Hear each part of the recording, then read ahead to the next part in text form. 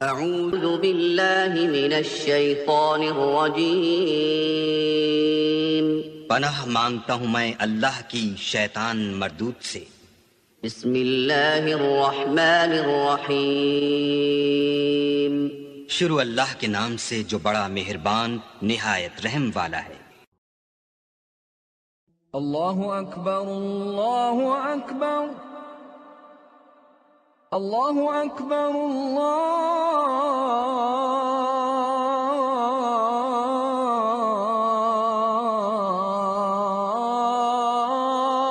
اکبر اشہد ان لا الہ الا اللہ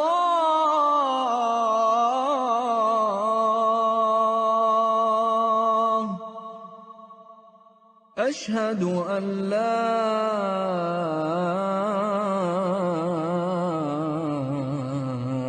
الہ الا اللہ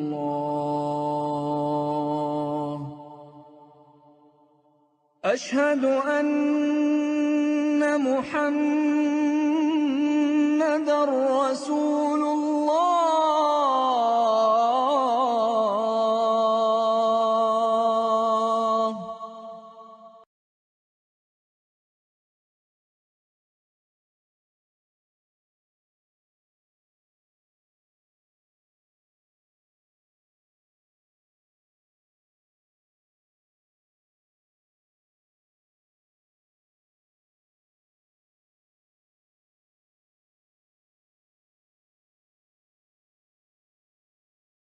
اللہ رب العالمین کا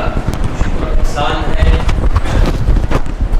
کہ اللہ رب العالمین نے آج آپ لوگوں سے مل بیٹھنے کا یہ موقع عنایت کیا ہے۔ سب سے پہلے میں اللہ رب العالمین کی بارگاہ میں دعا کرتا ہوں کہ اللہ تعالیٰ نے ہمیں رمضان کریم کا جو مہینہ عنایت کیا تھا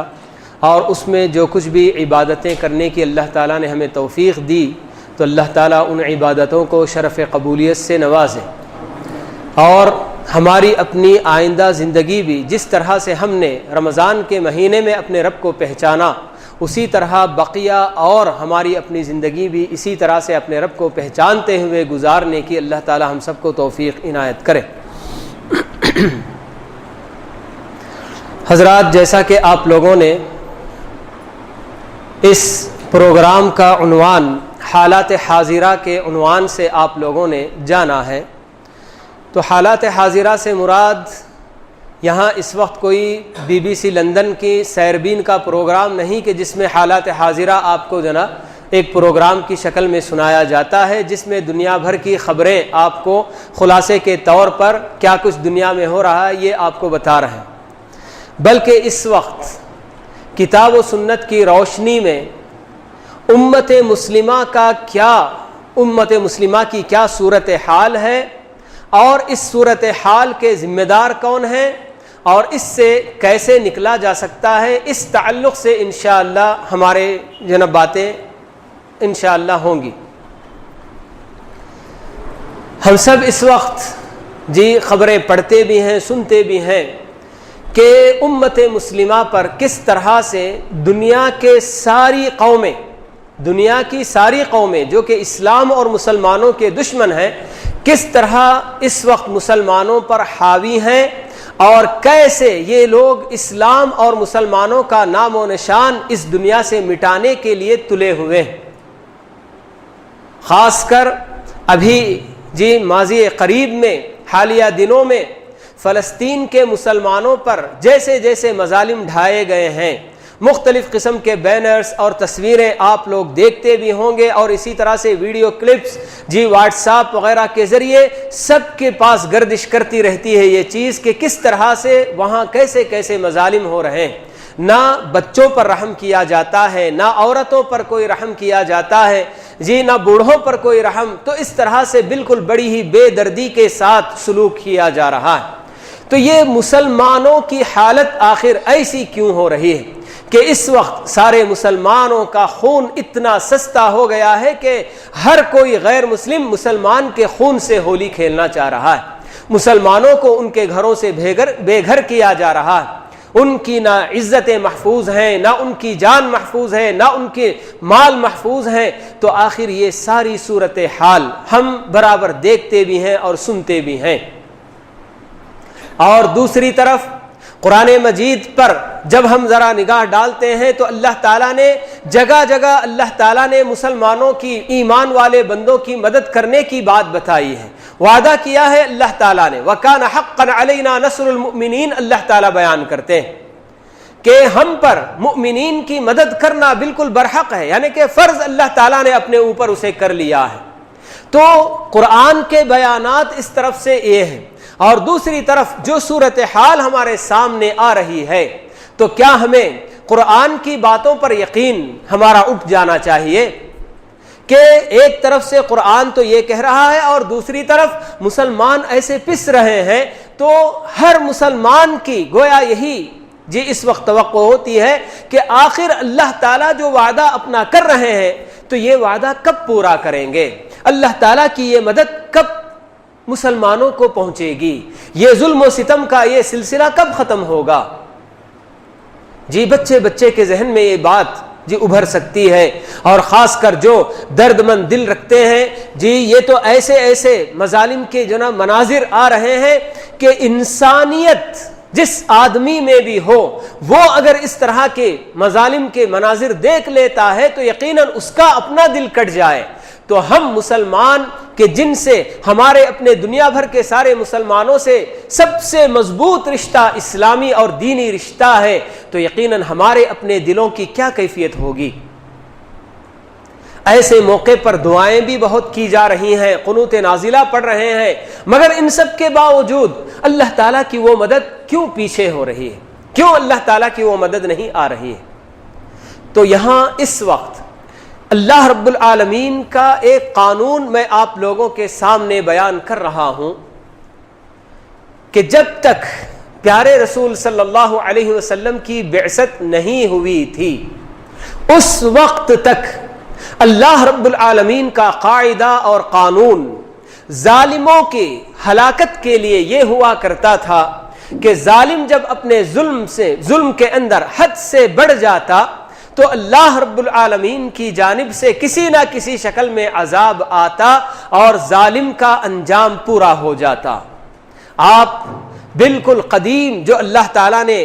جو واقعات قرآن مجید میں بیان کیے ہیں کہ سب سے پہلے نوح علیہ السلام کی ہی قوم ہے کہ جس نے شرک اس زمین میں پھیلایا، تو کس طرح اللہ تعالیٰ نے ان پر اپنا عذاب طوفان کی شکل میں بھیجا۔ قرآن میں اللہ تعالیٰ نے جگہ جگہ مختلف صورتوں میں اس کا نقشہ اللہ تعالیٰ نے کھینچ کر بیان کیا ہے۔ وہاں آپ یہ بات غور کریں گے کہ کبھی اللہ تعالیٰ نے نوح علیہ السلام کی قوم کے مسلمانوں کو اللہ تعالیٰ نے یہ حکم نہیں دیا کہ جو کافر اور مشرک بندے ہیں ان کے ساتھ لڑو، تلوار اٹھاؤ اور یہ کرو وہ کرو، کوئی مقابلے کی بات آپ کو نظر نہیں آئے گی۔ جو کچھ بھی ہے، جب مسلمانوں پر حد سے بڑھ کر ظلم ہو جاتا، سر سے پانی اونچا ہو جاتا ہے اور مظالم کی انتہا جب وہ پہنچ جاتے انتہا کو، تو ایسے موقع پر بندے اللہ کے یہ اللہ تعالیٰ کو پکارتے ہیں، جیسا کہ اللہ تعالیٰ خود نوح علیہ السلام کے بارے میں بیان کرتا ہے کہ نوح نے اللہ تعالیٰ سے دعا کی کہ انی مغلوب فانتصر، کہ اے میرے پروردگار میں بالکل مغلوب ہوں، تو میری مدد فرما اور تو میرا انتقام لے لے۔ تو ایسے اللہ رب العالمین کا یہ قانون ہوا کرتا تھا کہ ہر نبی اپنی اپنی جگہ پر جب دعوت دیتا ہے، کام کرتا ہے اور کچھ لوگ ایمان لاتے ہیں اور دوسری طرف بہت بڑی تعداد ان ایمان والوں کا مذاق اڑاتی ہے، جگہ جگہ جا بجا ان کو تکلیفیں پہنچاتی ہے، لیکن اللہ تعالیٰ کبھی ان مسلمان بندوں کو یہ حکم نہیں دیتے کہ جاؤ تم ان کا مقابلہ کرو، بلکہ ایک میعاد، ایک متعین وقت ہوتا ہے کہ وہ وقت جب آتا ہے تو اللہ رب العالمین کی جانب سے جو عذاب طے ہوتا ہے وہ عذاب آتا ہے۔ نوح علیہ السلام کی قوم کو طوفان میں ہلاک کیا گیا، اور ادھر قوم عاد اور قوم سمود کی ہلاکتوں کے واقعات بھی اللہ تعالیٰ نے بتائے کہ کس طرح کسی قوم پر آندھی اور طوفان بھیج گیا، آندھیوں کے ذریعے ہوا تیز ہواؤں کے ذریعے اللہ تعالیٰ نے قوم عاد کو ہلاک کیا. قوم سمود پر اللہ تعالیٰ نے تیز قسم کی چیخ، ایسی آواز اللہ تعالیٰ ان پر مسلط کر دیا کہ اس کی وجہ سے وہ سب کی سب قوم پوری ختم ہو کر رہ گئی. لوط علیہ السلام کی قوم کے بارے میں اللہ تعالیٰ نے بتایا کہ کس طرح سے وہ لوگ اپنے گناہوں سے باز نہیں آ رہے تھے. لوط اور لوط پر ایمان لانے والے بندوں کو قدم قدم پر ستانے لگے اور ان پر ظلم و ستم کرنے لگے تو اللہ تعالیٰ نے ان کی بستیوں کو زمین سے بالکل آسمان کی بلندی تک اٹھا کر وہاں سے نیچے پٹک دیا.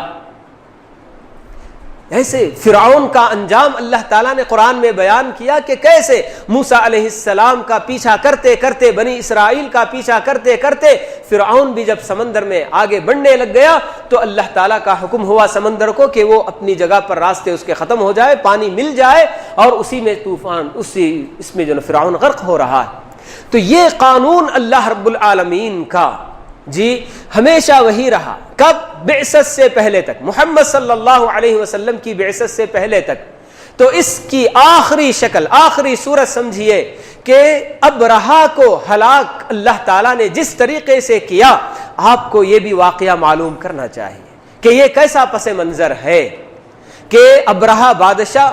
یمن کا بادشاہ تھا. تو جو وہاں سے جب اس کو غضبناک کر دیا گیا، غصہ دلا دیا گیا، تو وہ کعبے کو منہدم کرنے، مسمار کرنے کے ارادے سے اپنی بستی سے بہت بڑی فوج، جس میں ہاتھیوں کی ایک بہت بڑی تعداد ہوتی ہے، ایسی فوج لے کر پورے جاہو جلال کے ساتھ اللہ کے گھر کو ڈھانے کے ارادے سے، بالکل ناپاک ارادے سے وہ مکے کی طرف بڑھتا ہے. اور راستے میں عبد المطلب، اللہ کے رسول کے دادا، جو اس وقت اپنے قبیلے کے سردار تھے، ان کے 200 اونٹ ابرہا کو مل جاتے. تو مکہ پہنچنے سے بہت پہلے یہ واقعہ ہوتا ہے کہ ابرہا کو عبد المطلب کے 200 اونٹوں پر قبضہ وہ اپنا جما لیتا ہے.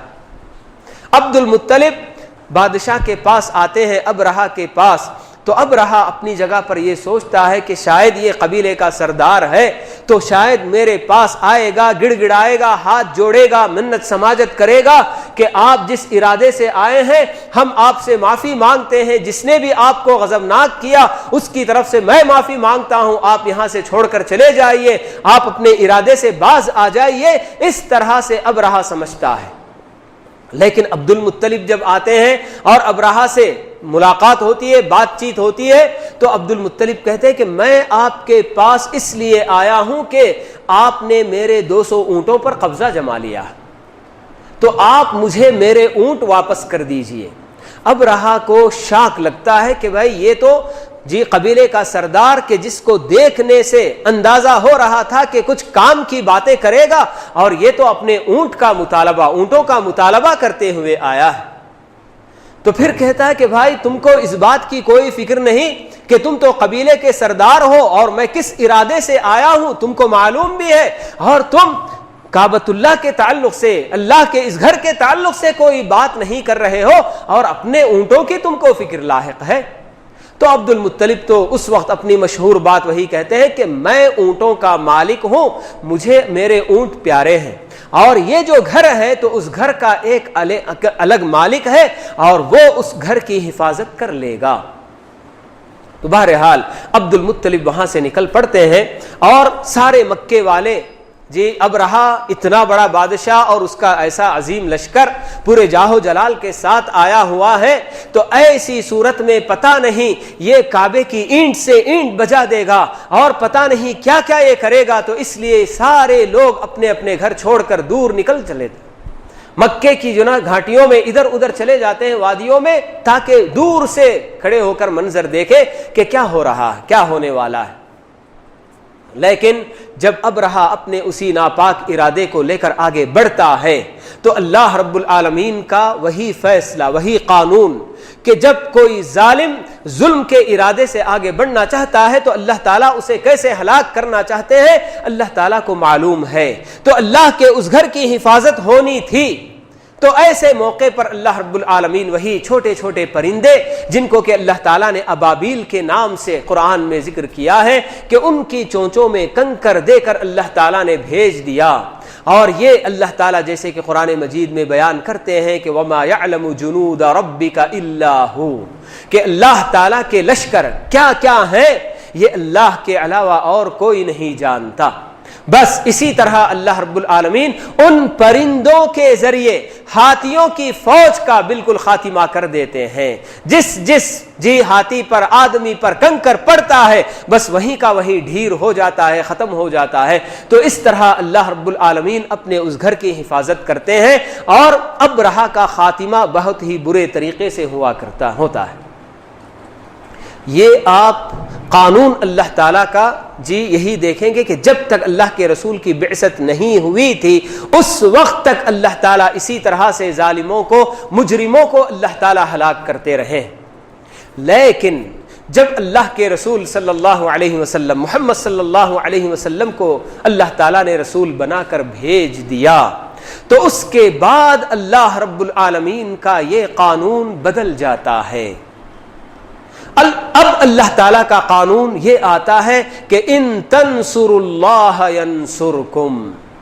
پہلے یقیناً مومن اللہ کے وہی بندے ہوتے تھے، اللہ تعالیٰ کے فرما بردار، اس کے احکام کے پابند، لیکن کبھی ان مومن بندوں کو اللہ تعالیٰ نے کبھی اس طرح کی آزمائش میں نہیں ڈالا کہ وہ دشمنوں کا مقابلہ کریں۔ لیکن اب اللہ رب العالمین کا یہ قانون بدل رہا ہے۔ بعثت محمدی صلی اللہ علیہ وسلم کے ساتھ ہی اللہ تعالیٰ اپنا یہ قانون بتا رہے ہیں کہ ان تنصروا اللہ ینصرکم۔ آپ ذرا خود اپنے ذہنوں میں اس واقعے کو تازہ رکھیے، ابرہہ، اور ابرہہ کا مقابلہ کرنے کے لیے جو لوگ مکے میں تھے، کیا اس وقت جب ابرہہ حملہ کرنا چاہ رہا تھا کیا مکے میں کوئی ایک تو بندہ اللہ کا نام لینے والا مسلمان تھا؟ کوئی نہیں تھا، سب کے سب کافر اور مشرک تھے۔ تو ایسے موقع پر بھی اللہ تعالیٰ اس ظالم کا انجام، اس کو انجام تک پہنچانے کے لیے اللہ تعالیٰ اپنے اسی قانون پر عمل کر رہے ہیں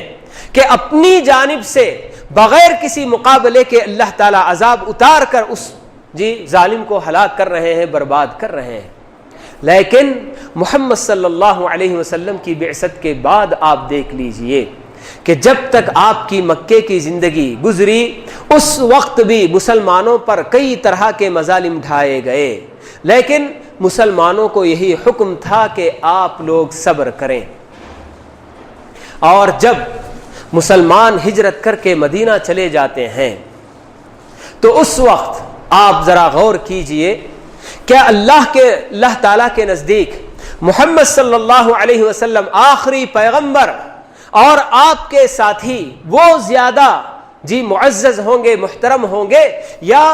کفار مکہ جن کی موجودگی میں ابرہہ جب حملہ کرنا چاہ رہا ہے تو اللہ تعالیٰ اپنے عذاب کے ذریعے اسے ہلاک کر رہے ہیں۔ اور ادھر محمد صلی اللہ علیہ وسلم اور آپ کے ساتھی بدر کے میدان میں جب جمع ہو رہے ہیں تو کیا اللہ تعالیٰ کو اپنے یہ مومن بندے اتنے محبوب اور عزیز نہیں تھے؟ کیا اللہ تعالیٰ اپنا وہ قانون یہاں عمل میں لا نہیں سکتا تھا کہ بغیر کسی مقابلے کے اللہ تعالیٰ چاہیں تو ان کفار اور مشرکین کا خاتمہ کر دیتے؟ لیکن اللہ تعالیٰ نے ایسا نہیں کیا، بلکہ مسلمانوں کو یہی حکم دیا گیا کہ تم لوگوں کو مقابلہ کرنا ہے۔ ایک طرف سے اللہ رب العالمین کے احکام کی تم کو پابندی کرنی ہے، کیا کیا اللہ تعالیٰ تمہیں حکم دے رہے ان تمام احکام پر عمل پیرا ہونا ہے، اور دوسری طرف اپنے عمل کے ذریعے تمہیں یہ بھی ثابت کرنا ہے کہ میں اپنی جگہ پر بالکل سچا پکا مومن ہوں۔ کیونکہ یہ ایسا مرحلہ ہے، مقام میدان قتال، میدان جنگ، ایسی جگہ کہ جہاں آدمی اگر اپنی زبان سے بس صرف ایمان لایا ہو اور اس کا دل اگر مومن نہ ہوا ہو تو ایسی صورت میں وہ اس میدان میں ٹک نہیں سکتا۔ تو اللہ رب العالمین یہی چاہ رہے تھے کہ بالکل صفایا ہو جائے کہ کون سچا اور پکا مومن ہے اور کون منافق ہے، یہ اللہ تعالیٰ وہاں پر آزمانا چاہ رہے ہیں، دیکھنا چاہتے ہیں، اللہ تعالیٰ بالکل صاف صاف کر دینا چاہ رہے تھے۔ تو اس لیے اللہ رب العالمین نے اپنے رسول اور اپنے مومن بندوں کو یہ حکم دیا کہ تمہیں اپنے عمل کے ذریعے یہ ثابت کرنا ہوگا، تمہیں اللہ تعالیٰ کی مدد کرنی ہوگی۔ اللہ کی مدد ہم کیا کریں گے؟ کیا اللہ تعالیٰ ہماری اپنی مدد کا محتاج ہے؟ نہیں، اللہ تعالیٰ کی مدد کا مطلب اللہ تعالیٰ کے احکام کے مطابق ہمیں اپنی زندگی ڈھالنی ہے۔ تو یہ اللہ تعالیٰ کا وعدہ ہے، آج بھی اور قیامت تک بھی اللہ تعالیٰ کا یہی وعدہ ہے کہ ان تنصروا اللہ ینصرکم ویثبت اقدامکم، کہ تم اگر اللہ کی مدد کرو گے تو اللہ تعالیٰ تمہاری مدد کرے گا اور تمہارے قدم جمائے گا۔ تو اس کے بعد آپ دیکھیے کہ کتنی جنگیں لڑی گئیں، کتنے اللہ کے رسول صلی اللہ علیہ وسلم کی زندگی میں کتنے غزوات جناب پیش آئے تھے۔ تو یہ اللہ تعالیٰ کا قانون اب اس طرح سے بدل گیا کہ اللہ تعالیٰ اپنے مومن بندوں کو ایسے ہی اللہ تعالیٰ اپنی جانب سے ظالموں پر، مجرموں پر عذاب لا کر اپنے مومن بندوں کی مدد نہیں کریں گے، بلکہ اپنے مومن بندوں سے بھی اللہ تعالیٰ کام لینا چاہتے ہیں۔ تو بس یہ اللہ تعالیٰ کا قانون ہے جو بعثت محمدی سے پہلے ایک اور تھا اور بعثت محمدی کے بعد اللہ تعالیٰ نے اس میں تبدیلی لا لی۔ تو اب یہ اللہ تعالیٰ کا قانون ہے، اسی لیے پیارے رسول صلی اللہ علیہ وسلم بھی اسی قانون کو بتاتے ہوئے اپنے چچا زاد بھائی عبداللہ بن عباس، جو کہ اس وقت بہت چھوٹے سے بچے تھے، تو آپ نے ان کو اسی بات کی طرف توجہ دلائی، یا غلام انی اعلمک کلمات۔ آپ نے شفقت سے، پیار سے بچے کو پکار کر کہا کہ اے بچے، میں تمہیں کچھ باتیں بتاتا ہوں، تم ان باتوں کو غور سے سنو۔ تو پہلی بات آپ نے یہی بتائی، احفظ اللہ یحفظک، کہ تم اللہ کی حفاظت کرو، اللہ تمہاری حفاظت کرے گا۔ تو اللہ کی حفاظت تم کو حاصل ہوگی،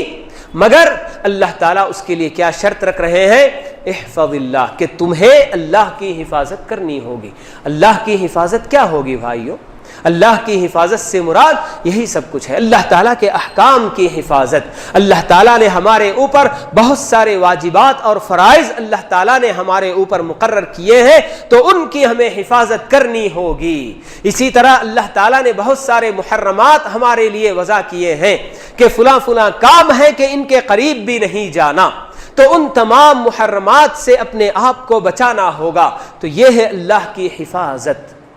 تو اللہ کی اس طرح سے اگر ہم حفاظت کریں گے تو اللہ کے رسول نے یہ بشارت دی کہ اللہ بھی تمہاری حفاظت کرے گا۔ تو آج ہمارے اپنے سامنے یہ جو سوال کہ ہمارے اپنے مسلمان بھائیوں پر اس قدر مظالم ڈھائے جا رہے ہیں، ان کا خون بہایا جا رہا ہے، جی چھوٹے چھوٹے بچوں کو، معصوموں کو جی بے رحمی کے ساتھ، بے دردی کے ساتھ ان پر ایسے جو مظالم ڈھائے جا رہے ہیں، تو آخر یہ ذمہ دار اس کے کون ہے؟ کیا ہم نے اللہ تعالیٰ کی وہ شرط پوری کی، ان تنصر اللہ، کہ اگر تم اللہ کی مدد کرو گے تو اللہ بھی تمہاری مدد کرے گا؟ یہ تو اللہ تعالیٰ کا اپنا وعدہ ہے، اور اللہ تعالیٰ کیا بتاتے ہیں؟ جی ان اللہ لا یخلف المیعاد، اللہ تعالیٰ اپنے بارے میں بتاتے ہیں کہ اللہ جو وعدہ کرتے ہیں کبھی اللہ تعالیٰ اس کی خلاف ورزی نہیں کرتے۔ تو اللہ تعالیٰ کا یہ وعدہ آخر ہمارے حق میں پورا نہیں ہو رہا ہے، اللہ کی مدد ہم کو نہیں مل رہی ہے، تو کیوں نہیں مل رہی ہے؟ ان تنصر اللہ کی شرط کیا ہم پوری کر رہے ہیں؟ احفظ اللہ، اللہ کے رسول نے جو ہم کو بتایا کہ اللہ کی حفاظت کر لے، تو کیا ہم اللہ کے احکام کی حفاظت کر رہے ہیں؟ تو یہی ہمارے اپنے لیے سوالیہ نشان ہے۔ تو اگر ہم لوگ اللہ کی اور اللہ کے رسول کی بتائی ہوئی یہ شرط اگر ہم پوری کرتے تو اللہ تعالیٰ بھی ضرور اپنا وعدہ پورا ضرور کرتا۔ آج ہمارے اپنے پاس جی کیا کیا خامیاں، جی کتنی خامیاں، ہم لوگ قرآن مجید پڑھتے ہیں لیکن ہمارا اپنا عمل یہی بتا رہا ہے کہ ہم لوگ اس قرآن مجید کو یہ ایسا سمجھتے ہیں کہ یہ بس اس زمانے کے لوگوں کے لیے اتری ہوئی کتاب ہے، اور یہ ساری باتیں جو کچھ بھی اس میں بتائی گئی ہیں اس زمانے کے لیے، اس زمانے کے مسلمانوں کے لیے خاص ہیں۔ اور آج کا ہمارا یہ زمانہ، ہمارا یہ ترقی یافتہ زمانہ، یہ ایسا ہے کہ ہمارے لیے قرآن مجید کے یہ احکام عمل کے قابل نہیں ہیں۔ ہم لوگ ہمارے اپنے عمل سے بالکل اسی طرح یہی جو نا، اگرچہ کہ ہم اپنی زبان سے یہ کہتے تو نہیں ہیں لیکن اپنے عمل سے برابر یہی ہم ثابت کرتے جا رہے ہیں آئے دن کہ ہم قرآن کے تعلق سے یہی بات جو نا ہم کہہ رہے ہیں۔ اللہ رب العالمین نے قرآن مجید میں کتنا ہم کو تاکید کے ساتھ حکم نہیں دیا ہے نماز پڑھنے کا۔ اقیم الصلاۃ، اللہ تعالیٰ کہتے ہیں صرف نماز پڑھو نہیں بلکہ نماز قائم کرو۔ نماز قائم کرنے کا کیا معنی اور مطلب ہوتا ہے؟ اور اس خطاب کے کون مخاطب ہیں بھائی؟ میں اور آپ ہی تو مخاطب ہیں، اللہ تعالیٰ ہم ہی سے تو کہہ رہا ہے، لیکن کیا ہم لوگ اس کی پابندی کر رہے ہیں؟ اللہ تعالیٰ زکوٰۃ ادا کرنے کا حکم دیتا ہے تو کیا ہم لوگ زکوٰۃ ادا کرتے ہیں؟ کیا اللہ تعالیٰ کے احکام اور بھی روزہ رکھنے کے احکام ہیں، سچ بولنے کا اللہ تعالیٰ حکم دیتے ہیں، امانتیں ادا کرنے کا اللہ تعالیٰ حکم دیتے ہیں، تو کیا ہم لوگ ان تمام احکام پر عمل پیرا ہوتے ہیں؟ اللہ تعالیٰ نے کیا کیا ہم کو حکم نہیں دیے؟ ابھی مغرب کی نماز میں آیتیں تلاوت کی گئی تھی کہ جس کے اندر یتیم کے ساتھ کیسا سلوک ہونا چاہیے اور اس کے مال کے قریب اگر کوئی جاتا ہے تو کس نیت سے جانا چاہیے۔ اللہ تعالیٰ نے کہہ دیا کہ وَلَا تَقْرَبُوا مَالَ الْيَتِيمِ إِلَّا بِالَّتِي هِيَ أَحْسَنُ، کہ یتیم کے مال کے قریب بھی اگر جاؤ تو بالکل اچھی نیت کے ساتھ جاؤ۔ لیکن آج کتنے ایسے مسلمان معاشرے میں آپ کو ایسے مسلمان ملیں گے جو اپنے اپنے قریبی یتیم اس کا اپنا بھتیجا یا اس کا اپنا کوئی قریبی کہ اسی کے مال و دولت پر اپنا قبضہ ناجائز قبضہ جما رہا ہے۔ اللہ تعالیٰ نے کہا کہ اوفوا بالعہد، کہ بھائی عہد و پیمان اگر کسی سے کرتے ہو تو پورا کرو، ان العہد کان مسئولا، کہ تم سے تمہارے عہد و پیمان کے بارے میں سوال کیا جائے گا۔ لیکن کہاں ہم لوگ ان سب باتوں کا خیال کرتے ہیں؟ اللہ تعالیٰ نے آگے انہی آیتوں میں سورہ اسراء میں یہ سب باتیں اللہ تعالیٰ بیان کرتے ہیں، ان السمع والبصر والفؤاد کل اولئک کان عنہ مسئولا، کہ انسان کی اپنے کان، اپنی آنکھیں اور اپنے دل و دماغ، ان سب کے بارے میں اس سے سوال کیا جائے گا کہ تم نے اپنی آنکھوں کی کہاں تک حفاظت کی، اپنے کانوں کی کہاں تک حفاظت کی، اپنے خیالات کی کہاں تک تم نے حفاظت کی۔ آج ہمارے اپنے نوجوانوں کا حال کیا ہے؟ ہماری اپنی عورتوں کا حال کیا ہے؟ اللہ رب العالمین کے کتنے احکام کی ہم لوگ دن رات خلاف ورزیاں کرتے جا رہے ہیں۔ ان تنصر اللہ کی یہ شرط پوری نہیں ہو رہی ہے تو اسی کا نتیجہ ہے کہ ینصرکم، جو اللہ تعالیٰ اپنا وعدہ جو کرنا طے کرتے یہ پورا نہیں ہو رہا ہے۔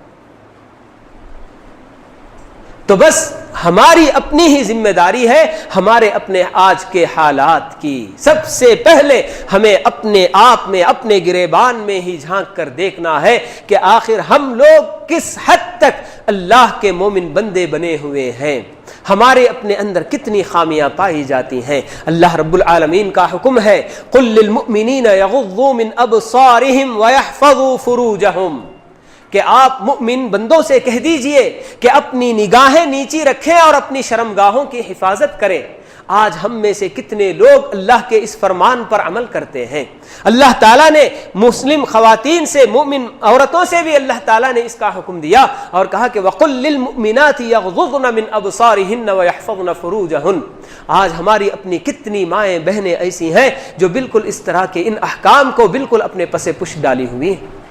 اللہ تعالیٰ اپنے رسول کو حکم دے رہے ہیں یا ایھا النبی قل لازواجک وبناتک ونساء المؤمنین یدنین علیہن من جلابیبہن ولا یبدین زینتہن الا ما ظہر منها۔ آپ دیکھ لیجئے اے نبی، آپ اپنی بیویوں سے، اپنی بیٹیوں سے اور مسلمانوں کی عورتوں سے یہ کہہ دیجئے کہ اپنا پوشاک بالکل اپنا پردہ کریں، یدنین علیہن من جلابیبہن، کہ اپنا پردہ جو وہ لے کر نکلتی ہیں تو اپنے اوپر جو ڈال کر بالکل، اور کسی طرح کی کوئی زیب و زینت باہر نہ نکل، نظر نہ آنے پائے۔ لیکن آج کیا حال ہے بھائیو؟ ہماری اپنی خواتین بازاروں میں کیسے نکلتی ہیں پورے حسن کا بالکل نظارہ کراتے ہوئے، کیسے بالکل بے پردگی کے ساتھ، یہ ذرا بھی سوچے بغیر کہ اللہ تعالیٰ نے ہمارے لیے کیا حکم خاص دیا ہے، مگر اس کے باوجود ہمارے اپنے پاس قرآن مجید کی آیتیں پڑھتے بھی ہیں، ٹکراتی میں ہماری اپنی کانوں سے، لیکن عمل کے تعلق سے ہم لوگ بہت پیچھے ہیں۔ تو یہ سب سے پہلا اپنا جو نا ہماری اپنی خامی ہے کہ ہمارے اپنے دلوں کے اندر ایسی قسوت، یعنی کہ جو پتھر کی کیفیت ہمارے اپنے دلوں میں ایسی ہو گئی ہے کہ اسی کا نتیجہ ہے کہ آج اللہ رب العالمین کے یہ احکام ہم لوگ دن رات سنتے ہیں، پڑھتے ہیں، لیکن عمل کی طرف کبھی رغبت نہیں ہو رہی ہے۔ قسوۃ القلوب یہ بہت بڑی بیماری ہوتی ہے کہ دل اگر اس بیماری کے بالکل بیمار ہو جائیں، یہ بیماری اگر دلوں کو لاحق ہو جائے تو پھر اس کے بعد کوئی واعظ و نصیحت، کوئی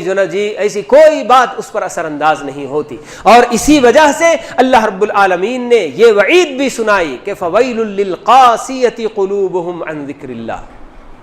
کہ جو دل اللہ کی یاد سے بالکل پتھر ہو جائیں، غافل ہو جائیں، تو ایسے دلوں کے لیے ویل کی وعید اللہ تعالیٰ نے سنائی ہے۔ یا تو بربادی اور ہلاکت کا اس کا معنی کرتے ہیں، یا پھر بعض اہل علم نے یہ بھی کہا ہے کہ ویل جہنم کی ایک وادی ہے۔ تو یہ کس قدر ہمارے اپنے دلوں میں یہ قسوت کی بیماری سرایت کر گئی ہے۔ تو یہی بس اسی کا نتیجہ ہے کہ ہم لوگ آئے دن اللہ کے اور اللہ کے رسول کی کتنی باتیں ہم لوگ محفلوں میں سنتے ہیں، کرتے ہیں، لیکن اس کے باوجود عمل کا جب معاملہ آتا ہے تو بہت سارے لوگ پیچھے رہ جاتے ہیں۔ ہمارے اپنے نوجوانوں کے دن اور رات، شب و روز کیسے گزرتے ہیں بھائیوں، کس قدر ان کی جوانی کیسے برباد ہو رہی ہے، ہوٹلوں میں دوستوں کے ساتھ گپ شپ کرتے ہوئے اور اپنے آپ کو سنوارنے میں لگے ہوئے، ایسے بالکل سمجھیے کہ بس سارا وقت گویا کہ ان کی پیدائش اسی لیے ہوئی ہے اور یہ سمجھتے ہیں کہ ہمارا اپنا پیدا ہونے کا یہی حق ہے، بنیادی حق کہ ہم اپنے آپ کو سنوارنے میں لگے رہیں۔ بس ایک سے ایک فیشن اور ایک سے ایک جینے کا بالکل لائف سٹائل اپنا بس بدلتے رہیں، کرتے رہیں، بس اسی پر ہماری اپنی زندگی گزر رہی ہے۔ تو ایسی صورت میں اللہ رب العالمین کی مدد اگر آئے تو پھر کہاں سے آئے؟ اور بھی ایک بہت اہم وجہ جو ہماری اپنی اس قسوت قلبی کی کیوں آخر ہمارے اپنے اندر یہ ہمارے اپنے دین سے بیزاری اور دین کے احکام سے ہم کیوں اس قدر بالکل بدک رہے ہیں، دوڑ رہے ہیں، بھاگ رہے ہیں، کیوں؟ اس لیے کہ ہم لوگ اس یوم الحساب کو بھولے ہوئے ہیں۔ اللہ تعالیٰ کیا بیان کرتے ہیں صاحب؟ ان الذین یضلون عن سبیل اللہ لہم عذاب شدید بما نسوا یوم الحساب، کہ یقیناً جو لوگ اللہ کے راستے سے بھٹکتے ہیں ان کے لیے اللہ تعالیٰ وعید سنا رہے ہیں کہ ان کے لیے سخت عذاب ہے۔ لہم عذاب شدید، کیوں؟ کیا سبب کیا ہے؟ بما نسوا یوم الحساب۔ اللہ تعالیٰ ایک ہی وجہ بیان کر رہے ہیں کہ یہ اللہ کے راستے سے بھٹکنے کا صرف ایک ہی بس سبب ہے کہ یہ لوگ یوم الحساب کو بھولے ہوئے ہیں۔ اگر آدمی اللہ کے اس کلام پر غور کر لیتا، ان الینا ایابہم ثم ان علینا حسابہم، کہ یقیناً سب کو ہماری طرف لوٹ کر آنا ہے اور پھر ہمارے اوپر ان سب کا حساب لینا بھی ضروری ہے، تو آپ اندازہ لگائیے کیا اگر ایک آدمی جو اس بات کو اپنے دل و دماغ میں رکھ لے کہ مجھے اللہ کی طرف ایک دن لوٹ کر جانا ہے اور اس کے پاس میری اپنی زندگی کے ایک ایک لمحے کا مجھے حساب دینا ہے۔ اللہ رب العالمین قرآن میں بیان کرتے ہیں کہ میں نے جو کچھ بھی اس دنیا میں کیا اسے اللہ تعالیٰ اعمال میں، جیسے آج کے لیے یا آج کے زمانے میں یہ سمجھنا بالکل کوئی مشکل نہیں ہے کہ جو اللہ تعالیٰ سورہ زلزال میں بیان کرتے ہیں، یومئذ یصدر الناس اشتاتا لیروا اعمالہم، تاکہ ان سب کو ان کے اعمال دکھائے جائیں۔ اللہ تعالیٰ کے پاس بھی اسکرین ہو سکتا ہے۔ ہم دنیا میں ہم انسان جن کو کہ اللہ تعالیٰ نے پیدا کیا، ہم لوگ جب اس بات پر قادر ہیں کہ آج سے 100 سال پہلے کیا کچھ ہوا تھا اسے بھی ہم آج بالکل اسکرین پر دکھا لیتے ہیں۔ جیسے کچھ آج ہم کر رہے ہیں، بول رہے ہیں، کیمرہ ہمارا اپنا اس وقت سامنے ہے اور یہ قید کر رہا ہے، ہماری ہر حرکت، ہر بات اس کے اندر مقید ہو رہی ہے، تو پھر کیا اللہ رب العالمین جو ہم انسانوں کا خالق ہے، کیا وہ اس بات سے عاجز ہے کہ ہمارے اپنے ریکارڈ کو اسی طرح سے نہ دکھائے؟ ہرگز نہیں۔ اگر آدمی ان سب باتوں پر ذرا غور کر لے کہ یہ یوم الحساب کہ جس کے بارے میں اللہ تعالیٰ نے قرآن مجید میں مختلف انداز سے اللہ تعالیٰ نے اس کی ہولناکیاں بتائی ہیں. یوم یفر المرء من اخیہ و امہ و ابیہ و صاحبتہ و بنیہ، اللہ تعالیٰ نے بیان کیا کہ یہ وہ دن ہے یوم الحساب کہ جس دن ہر انسان اپنے اپنے دوست سے، اپنے بھائی سے دور بھاگے گا، اپنے ماں باپ کو چھوڑ کر بھاگے گا، ان کی فکر نہیں کرے گا، اپنے بیوی بچوں کی فکر نہیں کرے گا. یوم تذہل کل مرضعۃ عما ارضعت وتضع کل ذات حمل حملها وترى الناس سکارى وما هم بسکارى ولكن عذاب اللہ شدید. اللہ تعالیٰ بیان کرتے ہیں کہ یہ وہ دن ہے کہ یوم تذہل کل مرضعۃ عما ارضعت. دنیا میں آپ یہ تصور نہیں کر سکتے ہیں کہ کوئی بھی، جی یہاں اللہ تعالیٰ صرف انسان کی بات نہیں بتا رہے ہیں بلکہ ہر دودھ پلانے والی، حتیٰ کہ وہ جانوروں میں بھی جو مادہ ماں ہوتی ہے اور اپنے بچے کو دودھ پلاتی ہے، آپ یقین مانیے کہ کوئی بھی جانور میں بھی جی آپ ماں کو بچے کو دودھ پلانا سے یا چھوڑنے کو آپ نہیں دیکھیں گے کہ کسی نہ کسی طرح سے وہ اپنے بچے کی بھوک مٹانے کی کوشش کرتی ہے ہر ماں. تو یہ تو انسانوں میں بھی بالکل یہ چیز پائی جاتی ہے یقینا. لیکن اللہ تعالیٰ اس دن کی ہولناکی بیان کرتے ہیں کہ ہر دودھ پلانے والی اپنے دودھ پیتے بچے سے بالکل بیگانہ ہو جائے. تو ایسے ہولناکیاں اور بھی اللہ تعالیٰ نے قرآن مجید میں اس دن کے تعلق سے کیا کیا باتیں نہیں بتائی ہیں، لیکن ہمارے اپنے اندر اس دن کا جی خیال ہمارے اپنے ذہنوں سے اوجھل ہو جاتا ہے. اس کو ہم جب بھول جاتے ہیں تو تب یقین مانیے کہ ہمارے اپنے اندر شیطان جنم لیتا ہے اور شیطان ہمیں جس راستے پر لگانا چاہتا ہے بس لگاتا چلا جاتا ہے. ورنہ صحیح معنوں میں اگر انسان دو باتیں جو اللہ تعالیٰ بار بار ذکر کرتے ہیں کہ ایمان باللہ اور ایمان بالیوم الآخر، کہ اللہ پر ایمان اور آخرت پر ایمان کی یہ دو باتیں اگر انسان کے ذہن میں تازہ رہیں تو پھر یقین مانیے کہ وہ بندہ کبھی بہک نہیں سکتا. تو اللہ تعالیٰ لوگوں کے بہکنے کا سبب بیان کرتے ہیں کہ ان الذین یضلون عن سبیل اللہ لہم عذاب شدید بما نسوا یوم الحساب، کہ یہ حساب کے دن کو لوگوں نے بھلا دیا ہے. تو انسان جو اس حساب کے دن کو یاد رکھنے والا ہوگا، کیا وہ اپنی ان فرائض میں کبھی کوتاہی کرے گا؟ 5 وقت کی نمازوں میں کبھی کوتاہی کرے گا؟ کیا فجر کی نماز چھوڑ کر کبھی وہ سونے کی کوشش کرے گا؟ کتنی بھی اس کی نیند غالب کیوں نہ آ رہی ہو، اس کا دل کتنا بھی کیوں نہ کر رہا ہو کہ یہ بہت ہی پیارا وقت ہے، نیند بہت غالب آ رہی ہے، لیکن اسے اگر حساب کا خوف ہوگا تو وہ اپنے بستر چھوڑ کر اٹھ کر بھاگے گا. آج کیسے کیسے لوگ جی ایسے وقت میں بالکل، جبکہ اللہ کے رسول نے کیا کیا بشارتیں دی ہیں فجر میں اور عشاء کی نماز میں آنے والے لوگوں کے لیے کہ بشر المشائین بالنور التام فی الظلم بالنور التام یوم القیامہ، کہ جو لوگ ظلمتوں میں، تاریکیوں میں کثرت سے مسجد کی طرف چل کر آتے ہیں تو یہ تاریکیوں میں چل کر آنے کا یہی 2 وقت رہتا ہے، فجر کا وقت اور عشاء کا وقت، اور یہی 2 ایسی نمازیں ہیں جو منافقین پر بڑی بھاری ہوا کرتی تھیں. تو ایسی بشارتیں بھی ہونے کے باوجود ہم لوگ بڑے آرام سے نرم گرم بستر میں رہتے ہیں اور ادھر مؤذن کی آواز ہماری اپنی کانوں سے ٹکراتی بھی ہے لیکن ہمارے اپنے اندر کوئی حرکت نہیں ہوتی ہے. تو جو آدمی یوم الحساب کو تازہ رکھے گا، کیا وہ کبھی کوئی غلط کام کرے گا؟ کیا زناکاری اس کے اندر کبھی آ سکتی ہے؟ شراب نوشی کی کیا وہ کبھی سوچ سکتا ہے؟ کیا وہ رشوت دینے یا لینے کا کبھی سوچ سکتا ہے؟ کیا وہ اپنے والدین کے ساتھ جی بدسلوکی کبھی کر سکتا ہے؟ آج کتنے ایسے بالکل جنہیں اولاد، ماں باپ کی اپنی اولاد ہوگی جو خود اپنے ماں باپ کے ساتھ ایسا برا سلوک کر رہی ہے کہ بس کیا کہہ سکتے ہیں. کیا اپنے رشتہ داروں کو کوئی بھلا سکتا ہے؟ کیا اللہ کے حقوق اور بندوں کے حقوق میں کوئی جو ہے ڈنڈی مار سکتا ہے؟ نہیں کر سکتا. لیکن جب یوم الحساب اس کا خیال جب ذہن سے اوجھل ہو جائے گا تو تب یقیناً ہر طرح کے کام آدمی کرتا چلا جاتا ہے.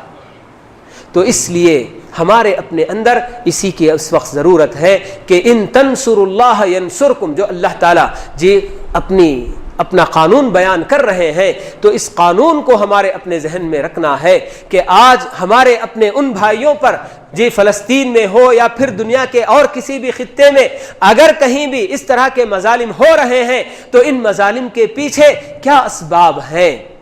کیوں اس طرح سے ہو رہا ہے۔ یہ تو اللہ کے رسول صلی اللہ علیہ وسلم اپنی حدیث میں یہ بھی بیان کرتے ہیں کہ اگر تم لوگ بیع عینہ کرنے لگ جاؤ گے، بیع عینہ یہ سود کی ایک جو نا کہ لین دین ہے، تو یہ اللہ کے رسول نے بس ایک اس کی مثال دی ہے سودی لین دین کی، کہ سودی لین دین کی ایک مثال کہ بیع العینہ اگر کرنے لگ جاؤ گے اور اپنے جی گائے بیلوں کے ساتھ تم راضی ہو کر ان کے جی دموں کے پیچھے لگ جاؤ گے اور اپنی کھیتی باڑی سے راضی ہو جاؤ گے اور جہاد چھوڑ دو گے اور امر بالمعروف اور نہی عن المنکر چھوڑ دو گے تو اللہ تعالیٰ تم پر ایسی ذلت مسلط کرے گا کہ پھر اللہ تعالیٰ اسے اس وقت تک تم سے نہیں اٹھائے گا جب تک کہ تم اپنے دین کی طرف نہ لوٹو۔ تو یہ آج دنیا میں جہاں کہیں بھی مسلمانوں پر مظالم ہو رہے ہیں تو سب سے پہلے ہمیں دوسروں کو دوش دینے کی بجائے خود اپنے اپنے طور پر اپنے مسلمان بھائیوں کا حال، اپنے معاشرے کا حال دیکھنا چاہیے کہ آخر یہ معاشرہ کیسا ہے، کیا وہاں صحیح معنوں میں مسلمان بن کر زندگی گزار رہا ہے یا پھر اس کے اپنے جن دین سے وہ کتنا دور ہے۔ تو دین سے دوری یہ سمجھیے کہ اللہ تعالیٰ کی جو ذلت مسلط ہونے کا ایک سبب ہوتی ہے۔ تو یہ تو اللہ تعالیٰ اپنا قانون وہ بھی بیان کرتے ہیں کہ ان اللہ لا یغیر ما بقوم حتی یغیروا ما بانفسہم۔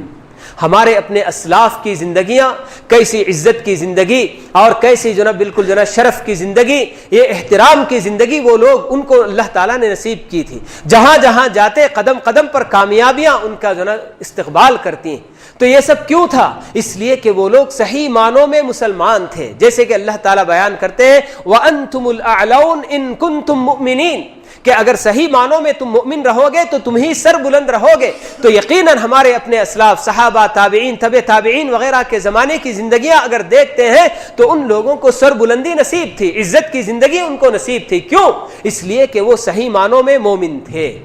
لیکن اللہ تعالیٰ نے یہ نعمت ہم سے چھین لی، کیوں؟ اس لیے کہ ہم نے اپنا ایمان بیچ دیا۔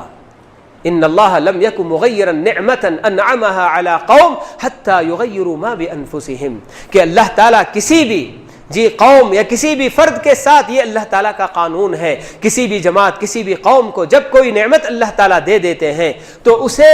بغیر کسی سبب کے اللہ تعالیٰ چھینتے نہیں۔ اللہ تعالیٰ کہتے ہیں کہ جب وہ لوگ اپنی حالت بدل لیتے ہیں تو تبھی اللہ تعالیٰ ان سے دی ہوئی نعمت بھی چھینتے ہیں۔ تو جب تک مسلمان صحیح معنوں میں مسلمان تھے، اسلام کا معنی سمجھتے تھے کہ اللہ تعالیٰ کی فرما برداری کرنا، تابع داری کرنا، اس لیے کہ عربی زبان میں یہ کلمہ اسی کا معنی دیتا ہے۔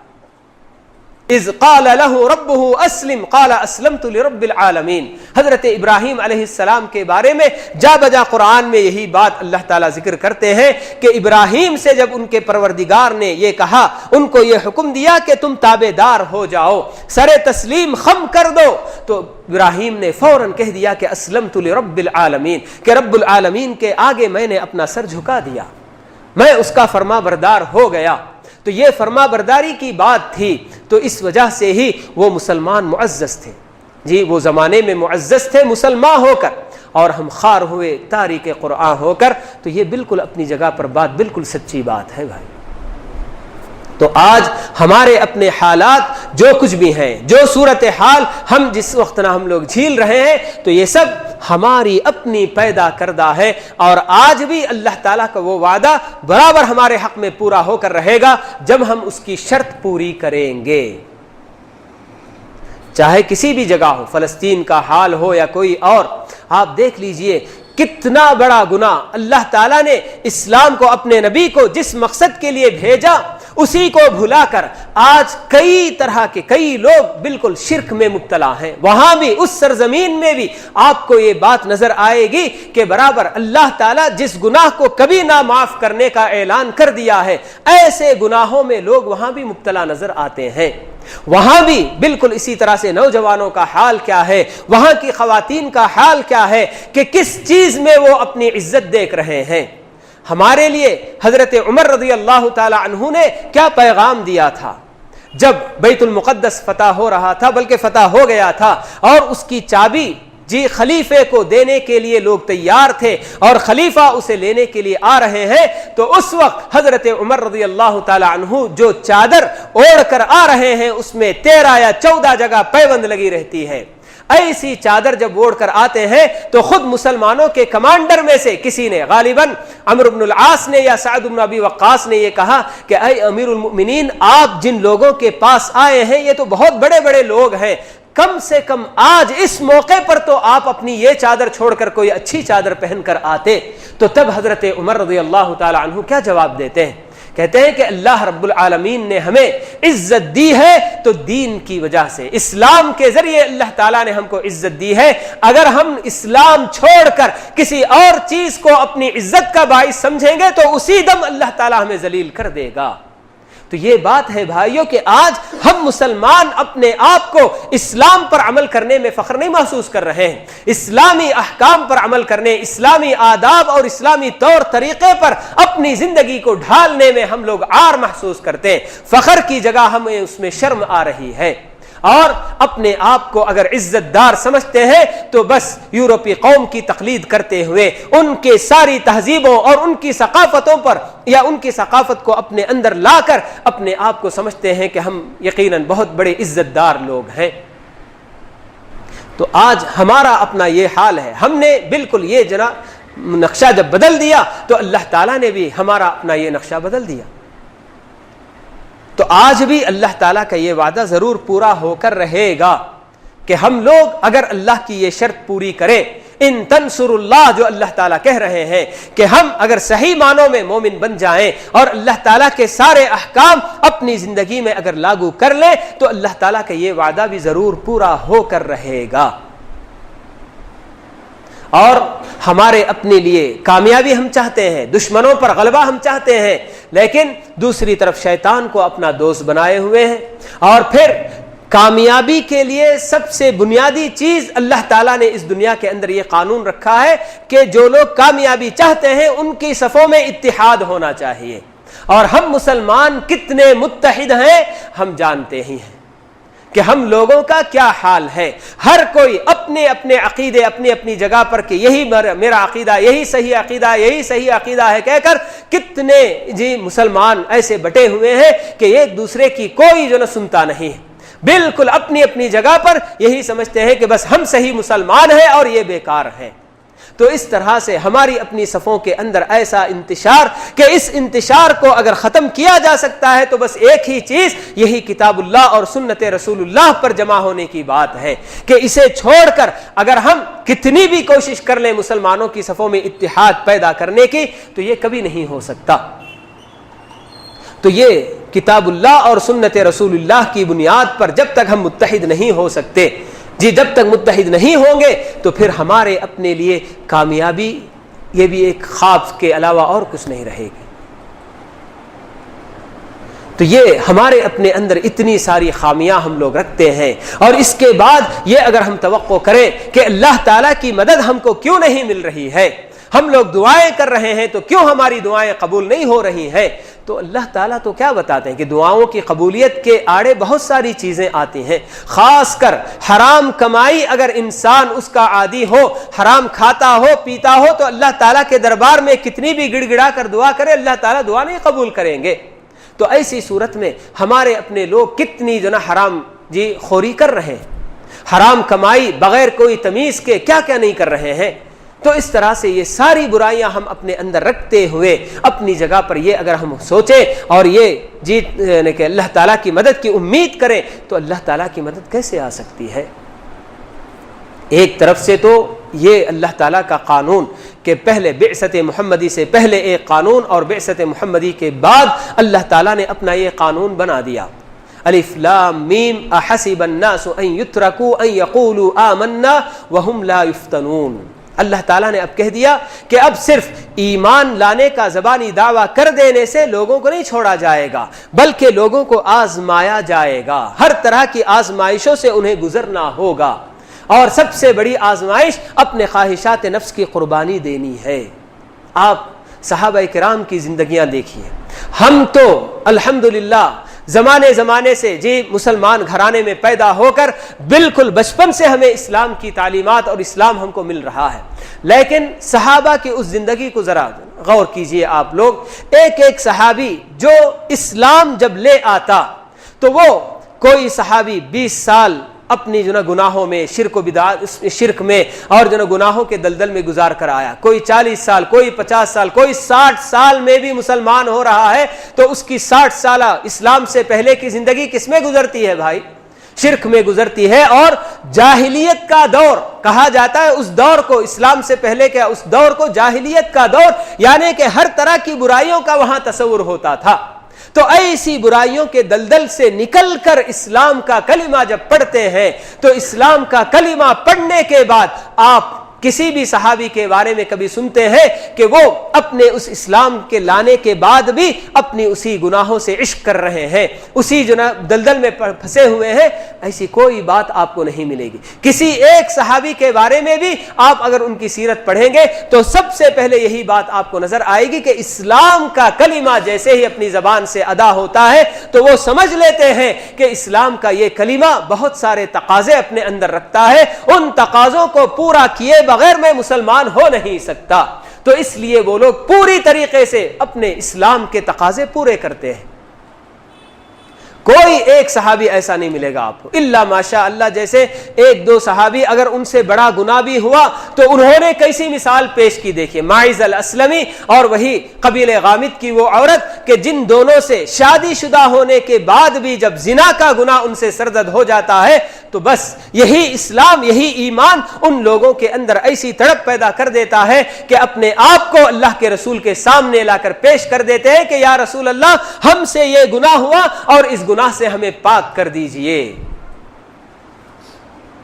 تو یہ ہے اسلام. اسلام کے یہ تقاضے ہوتے ہیں. تو آج ہم لوگ ہمارے اپنے خواہشات اور ہماری اپنی کیا ہے ہر دنیا کی خواہش کے لیے ہمارے اپنے دین کا بڑی آسانی کے ساتھ سودا کرتے چلے جاتے ہیں. حالانکہ دین کے لیے اپنی دنیا کا سودا کرنا چاہیے، اپنی خواہشات کی قربانی دینی چاہیے، لیکن ہم لوگ اس وقت مسلمان بالکل ایسے بنے ہوئے ہیں کہ ہماری اپنی دنیا کی خاطر ہم دین کا بڑی آسانی کے ساتھ سودا کر دیتے ہیں. اگر کسی نوجوان کو کسی کالج میں پڑھنا ہوتا ہے، کسی ایسے کالج میں کہ جہاں اس کی کیا ہے اعلیٰ تعلیم اور معیاری تعلیم تو ہو سکتی ہے، مگر اس کالج میں نہ اس کے لیے نماز کے وقت نکلنے کی اس کے لیے پابندی ہوتی ہے کہ وہ نماز نہیں پڑھ سکتا اس وقت اپنے وقت میں، تو کہتے ہیں کہ بھائی چلو کوئی حرج نہیں ہے، داخلہ چونکہ اعلیٰ تعلیم ہمارے سامنے ہے اور معیاری تعلیم ہمارا اپنا مقصد ہے تو اس کے لیے چلو ایک وقت کی نماز کا تو مسئلہ ہے، 2 وقت ملا کر پڑھ لینے میں کیا حرج ہے. ایسے اور کیا کیا ہم لوگ دین کی قربانیاں کتنی آسانی کے ساتھ دیتے چلے جاتے ہیں. حالانکہ ہمارے اپنے اسلاف تو دین کی خاطر اپنی سب کچھ دنیا کی قربانیاں دیا کرتے تھے، اور آج ہم چھوٹی چھوٹی دنیا کی خاطر دین کی بڑی بڑی قربانیاں ہم لوگ دے لیتے ہیں. تو یہ جب ہم لوگوں نے اس طرح سے اپنا معیار بدل لیا تو اللہ تعالیٰ نے بھی اپنی وہ نعمت چھین لی جو عزت مسلمانوں کو ملی ہوئی تھی ہمارے اپنے اسلاف کو، تو اللہ تعالیٰ نے آج ہمیں ذلت سے دوچار کیا ہوا ہے. ایک تو اپنی جگہ پر یہ بات ہوئی، اور ایک اور اہم بات اللہ رب العالمین خاص کر مسلمانوں کو بتا رہے ہیں. سورہ محمد کی جو آیت میں نے تلاوت کی تھی تو وہی سورہ محمد کی آخری آیت اللہ رب العالمین دیکھیے کیا بتا رہے ہیں. ان تتولوا یستبدل قوما غیرکم ثم لا یکونوا امثالکم. بڑی اہم بات اللہ رب العالمین بیان کر رہے ہیں کہ یہ خاص مسلمانوں کو اللہ تعالیٰ بیان کر رہے ہیں کہ ان تتولوا، کہ اے مسلمانوں تم لوگ اگر اسی طرح سے اپنا رویہ برقرار رکھو گے، اللہ تعالیٰ کے احکام سے منہ موڑے رہو گے، روگردانی کرتے رہو گے، اعراض کرتے رہو گے، تو اللہ تعالیٰ کہتے ہیں کہ اللہ تعالیٰ تمہیں دیکھتا نہیں رہے گا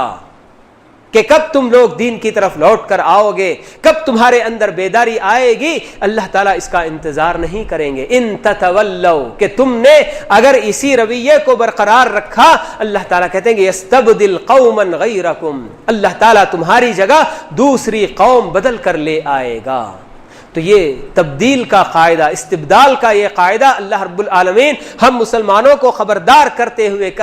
بتا رہے ہیں کہ تم کو اپنی غفلت میں ایسے ہی کھوئے نہیں رہنا ہے، کہ تم اگر اپنی غفلت میں ویسے ہی پڑے رہو گے تو اللہ تعالیٰ کے پاس ایک دوسرا قاعدہ یہ بھی ہے کہ یستبدل قوما غیرکم، کہ تمہاری جگہ کسی اور قوم کو اللہ تعالیٰ لے آئے گا۔ اللہ تعالیٰ کے ایسے نیک بندے آ جائیں گے جو کیا ہوں گے؟ ثم لا يكونوا امثالکم، پھر وہ تمہاری طرح اللہ تعالیٰ سے، اللہ کے احکام سے بیزار نہیں رہیں گے، بلکہ وہ تو ایسی قوم ہوگی یحبهم ویحبونہ، کہ اللہ تعالیٰ ان سے محبت کرے گا اور وہ اللہ تعالیٰ سے محبت کرتے رہیں گے۔ تو ایسے مسلمانوں کو کوئی بعید نہیں کہ اللہ تعالیٰ ہمارے اپنے ہی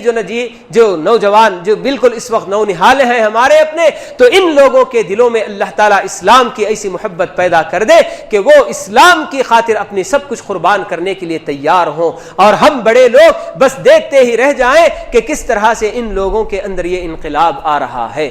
تو اللہ تعالیٰ یہ کب کریں گے، کیا کریں گے، اللہ تعالیٰ نہیں بیان کریں، لیکن اتنا خبردار ہم کو کر رہے ہیں کہ اگر تم لوگوں کا یہی رویہ دین سے دوری کا، دین سے بیزاری کا اگر برقرار رہا تو اللہ تعالیٰ کہتے ہیں کہ یستبدل قوما غیرکم، کہ تمہاری جگہ اللہ تعالیٰ دوسری قوم لے آئیں گے، ثم لا یکونوا امثالکم، اور پھر وہ تمہاری طرح نہیں ہوں گے۔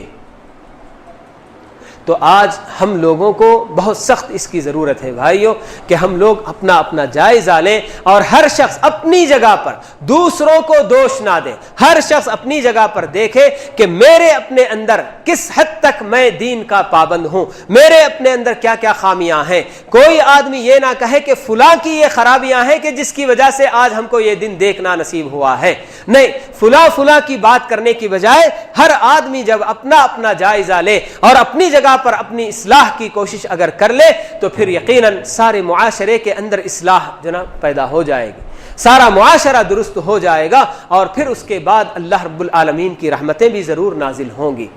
ایسے موقع پر جبکہ خاص کر مسلمانوں پر ظلم و ستم ہو رہا ہے، اور ایسے اس میں بسا اوقات ہم مسلمان بڑی جلدی یعنی کہ جذبات میں بھی آ جاتے ہیں اور جذبات میں آ کر دھوکے بھی کھا جاتے ہیں بھائی۔ کہ ایسے موقع پر کچھ لوگ کوئی جماعت کہیں اپنا دعویٰ پیش کرتی ہے کہ ہم ایسے ہیں، ہم ایسا کرنا چاہتے ہیں، اور ان کے اپنے اندر اندرونی طور پر ان کے کیا مقاصد ہیں اور ان کے اپنے کیا خیالات ہیں، یہ سب ہم جانے کیے بغیر کبھی بالکل ظاہری طور پر، فوری طور پر اگر کوئی چیز ان کی بھلی لگتی ہے تو اسے ہم فوراً اپنانے کے چکر میں ہو جاتے ہیں۔ ایسے بہت زیادہ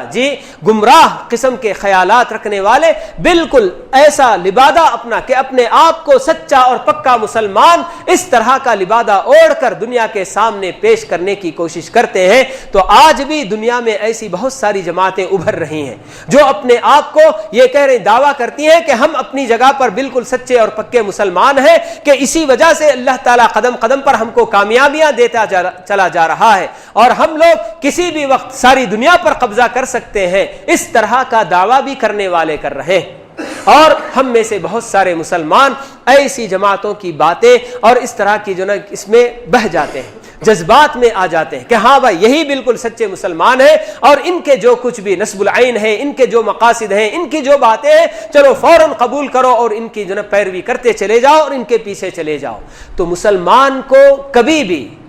کسی کی بھی بات اگر پرکھنی ہے، دیکھنی ہے، تو اس کے لیے اللہ تعالیٰ نے معیار کتاب و سنت کا اللہ تعالیٰ نے دیا ہے کہ ہر انسان کی بات، ہر جماعت کی باتوں کو آپ قرآن اور سنت کے معیار پر اور صحابہ کرام کی سمجھ کے مطابق فہم سلف کی روشنی میں کتاب و سنت میں اس کو پیش کر کے آپ دیکھیں گے تو تب